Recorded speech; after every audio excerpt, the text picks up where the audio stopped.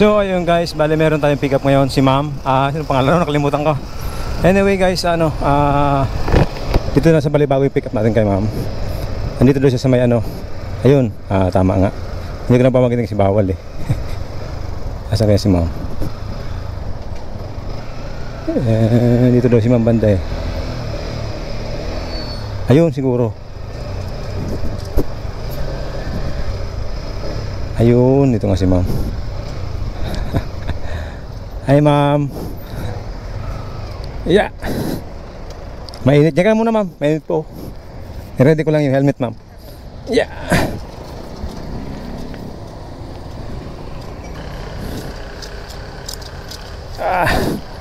Excuse lang ma'am. Yeah. Close ko lang ma'am ha.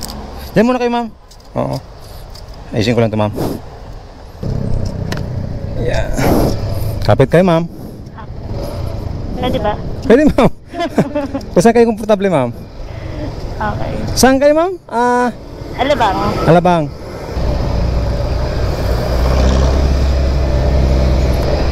Saan ba kayo galing yan ma'am? Galing pa ako ng BPI sa Kabuyaw. Sa?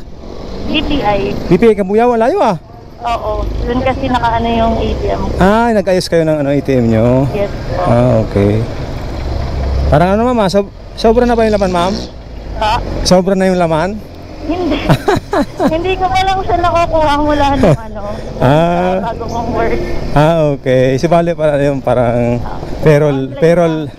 Oo. Akala ko inayos nyo kasi nagkakagulo na eh. Hindi. Hindi na sana tayo nag-work kung marami tayo. Sabagay. Saan kayo nagkatrabaho ma'am? Sa Alabang din. Alabang. Pero taga saan kayo ma'am? Yan, sa Santa Rosa. Work from home naman. Work from home kayo ma'am. Yes. BPO?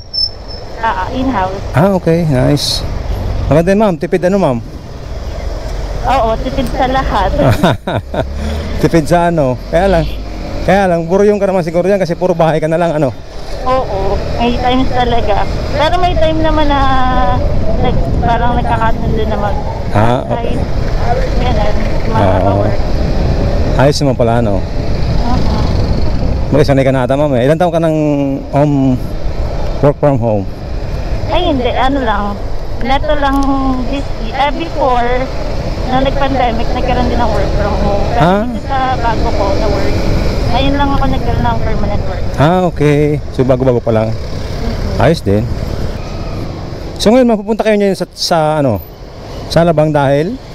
May dadaanan ako, tapos diretso na ako ng hospital sa Tondo. Hospital? Bakit may ka dyan ma'am? Ang chismoso ko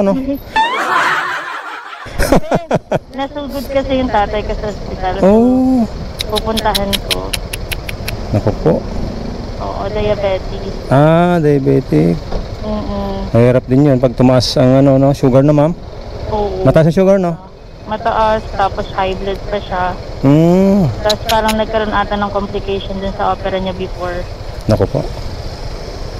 Mahirap pa naman i-maintain yung sugar. Yan ang kasasama pa ng high blood. Totoo lang. Medyo mahirap kasi yung ganyan. Pero ayos lang yan, tiwala lang. Oo naman. Oo. Kaya kahit galing pa ng shift. Galing kayo na ma'am? Trabaho? Galing pa ako ng shift ngayon. Diretso. Oo. Galing nyo naman ma'am, sipag nyo naman. Hindi naman, ibang usapan na kasi pag parents. Sabagay. Walang tamad-tamad, walang antok. Kahit talagang susuungin ma'am. Family na. Oo. Kahit naman sino eh. Pwede na matulog sa biyahe di ba? Oo. Sa bus. Bus naman, diretso naman na yan. Pero parang malabong makatulog. Lalo na sa init ngayon. Sa bagay. Pero kung parang ewan ko, may mga bus kasing magandang aircon, minsan hindi naman, Sana malamig yung aircon mamaya. Para makatulog. Sabi nga, tiwala lang. Tiwala lang Buti nakakabiyahe ka ng ganito kainit, no? Kaya naman ma'am kasi pag naandar naman ang motor, parang hindi mo ramdam yung init ba? Nananaig yung ano, nananaig. Ewan ko. Kasi lagi rin kasi ako nag-aangkas. Ah, So, sabi kong ganyan, sanay na sanay ka na pala sa angkas, ma'am. sa angkas, oo. Ah, Kung di angkas, grab. oo. Ayos din naman talaga pag ano. Kasi mas mabilis. Oo. Wala masyadong hinto-hinto, unlike pag Oo. jeep, nako po. Mayat may hihinto, kaya lang yun talaga eh. Ganoon talaga sila eh. May tendency na malate ka sa pupuntahan mo pagka Oo. mga jeep. Pag jeep kasi, okay din. Mura-mura sa jeep, kaya lang yun nga. Ang problema, pag madali ka, Hindi siya pwede. oo, hindi siya pwede. Minsan nga ma'am, nasa sense nila ma'am pag ano eh, pag nagmamadali ka, papagas pa yan. Oo. Pag alam nilang malilate ka na ma'am, papagas pa yan. Tapos yung mag-aantay pa ng pasahero. Oo. Hihinto pa dun sa like for example, hihinto yung Ano nila yan, parang nararamdaman nila yan na parang nagmamadali ka na, malilate ka na. Magpapagas yan, magpapagas. Kawawa din yung mga students ngayon. Oh, maraming ano ngayon ma'am, yung school ngayon, parang ginagawa nila parang yung iba online class din ulit, yung iba. Oo, no, parang for the past 2 weeks pinag-module na lang. Oo. Ano ako module. Parang module nga no? 2 weeks. Tapos ngayon pinabalik na sila. Parang ayoko nga papasukin eh. Kinder na yun. Ano ma'am? Parang ayoko nga mo lang papasukin ulit kasi sobrang init talaga. Kaya nga sobrang init, grabe. Kung sa bata, nako po. Oo, takbo pa sila ng takbo. Oo. Talagang init to the max yan. Mga bata pa naman, Bakit aabutin kasi? Oo. Anong lumabas sa computation mo ma'am? Kasi yung 2009, ako eh. Ano? Ma'am? Kinakompute ko based dun sa age ko. May pinagbabasayan pala ano? Oo, 2009. Graduate ako ng 6. Ano ma'am? 2009 ako graduate ng elementary. Ah, So, mga 5 to 6 years grab natin ako. kayo ma'am, ilan taon na kayo? Tinanong bigla ano? 19. Ah? Ako po. Sindihan mo na. 19 ma'am? 19. Oh, tunay? Yung club. Parang mano ma'am, madali pa na ako maniwala. Pero parang ano nga ma'am, parang ano nga, mga estimate ko mga nasa 24, mga ganun estimate ko. Grabe ka naman, malapit na ako wala sa kalendar. Grabe naman. Napaka-humble mo naman ma'am. Oo nga. Ha? Seryoso? Oo. Parang ano ko lang eh, parang kala ko nga mga 25, 24 ka lang eh. 29 na. 30? 29. Oh? Seryoso?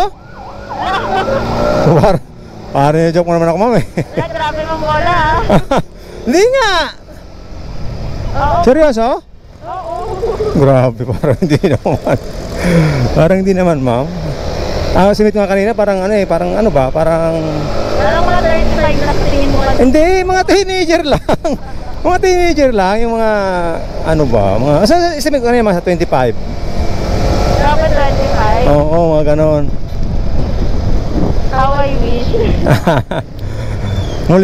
Muling ibalik ba ma'am? Oo. Yeah. Younger days ba ma'am? Oo, pati sana yung pagkapayat.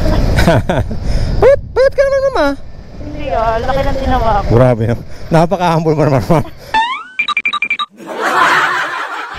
Grabe kung may rating ang pagiging humble ma'am, parang nalagpas ka ma'am. Hindi. Kaya kasi Hindi ang ano mo. na sa akin ng magulang ko baboy eh. Hindi Ang laki ko na daw kasi. Payat ka ba ma'am? Nakita ko sa ano kanina pagkita natin. Hindi, pero walang walong keme. Eme ka. Hindi, tunay ma'am. Eme. Hindi, tunay. Maniwala ka sa akin. Feeling ko, pag nakita mo sa akin, parang kapayat ito sa video. Hindi ah. Yun ang iniisip ko kanina eh. Hindi, doon sa picture talaga, ma'am. Sabi ko parang ano, parang yun nga, pero parang kang ano ba, parang ang tawag doon? Ano bang tamang words na gagamitin doon? Ewan ko, basta yung mga picture ko, kung party goer ako. Oo nga, parang ganun ba? Yung parang alam mo yung palaban ba? Palaban, yung parang mga ganon nga. Sabi ko parang Nangahampas na lang ako bigla ng bote. so parang ganun nga yung ano ko sa ma'am, ang impression ko sa kanina. Eh sabi ko, parang hindi naman si ma'am ba to? Sabi ko parang ano ah. Parang iba sa picture, sabi ko. Eh sabi ko, okay. So nung nakita sabi mo anong ko sa ano, sabi ko si ma'am to. Kaya nga hindi agad ako nagsalita, di ba? Then, nalakihan ka lang talaga sa akin. Hindi ah. Hindi mo ako nakilala. Hindi. Kasi nga doon nakita ko sa picture mo, parang alam mo yun, yung parang basta yung parang wild basa. Garang ganon. Ewan ko kung tama yung ano ko yung word ko na ano. Medyo pala ayos tayo doon. Hindi ngayon kasi sabi ko parang Pilipina ka eh, sabi ko parang alayo sabi ko medyo mabait ako today. Hospital pupuntahan. Depende pala sa ano ma'am, sa pupuntahan. Mahirap magsuot ng pang-bar kapag sa bagay, tama. pupunta. Oo. Baka ma-high blood si father, no? Kung nakapang ano bang malakasan ka. Hindi na nga makausap eh, baka lalong hindi makausap. baka ma-high blood sa'yo, madam. Oo. Ilan taon na si father, ma'am? Turning 16 na. 60? Oo, Hindi nagkakalayo ng ano ni Papa. Si Papa nasa ano ata? 56 ata. Kung hindi ako nagkakamali. Parang mga ganun si Papa. Oo. 1966 ata. Tama. Tatlo lang. Kasi si Papa 1960... 69 ba? 68? 69 ata? Basta mga ganun yung age ni Oo. Papa. Hindi nga nagkakalayo. Sinusunod sa atin ngayon. Ako mag-interview. Ayos lang yan. Pero mali. Dapat ako nag-interview eh. Pero mali. Ano mali? Abi mali. Tapos mamaya, ma'am, may trabaho ulit kayo? Nakalive ako mamaya. Okay. Oo, sinakto ko na talaga. Oo.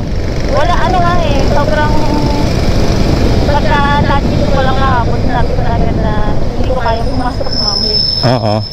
Nakasit ka na pala? So, once na nakagabi. Iplahan lang talaga eh.